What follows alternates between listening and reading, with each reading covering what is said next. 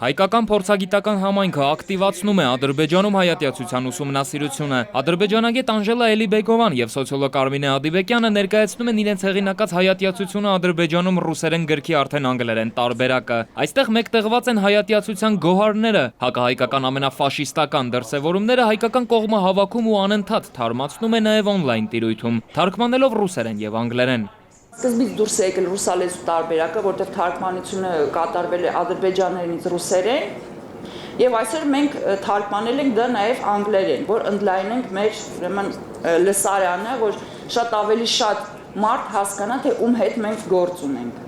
Այս նպատակով գործում է եւս երկու կայք։ Խոջալու.net-ը բացահայտում է ադրբեջանական քարոզչության կեղծիքը, հավաքում է փաստեր, որոնք բացահայտում են Բաքվի տեղեկատվական ստերը Խոջալուի բնակիչների ճակատագրի մասին։ Մյուս կայքը նյարդերից թույլ մարդկանց համար չէ։ Azerichild.info երջանիկ մանկություն ատելության ոգով։ Այստեղ կարելի է տեսնել, թե ինչպես են երեխաներին սովորեցնում ատել հայերին։ Այսօր արդեն մի սերունդ է մեծացել, այսպես կարելի ասել անկախության սերունդը, որը իր ծնվելու օրվանից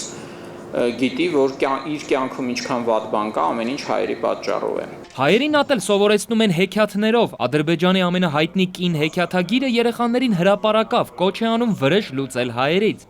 Որդիս, հիշիր, հայերը մեր թշնամիներն են։ Եթե հանդիպես նրանց նույնիսկ ամենաքաղաքակիրթ երկրում, նրանց նկատմամբ վարվիր որպես մի էակի, որը խմել է քո ազգի արյունը։ Պետք է փոխվի 4-5 սերունդ Ադրբեջանում, որը բացարձակ ազատ լինի այդ քարոզչությունից,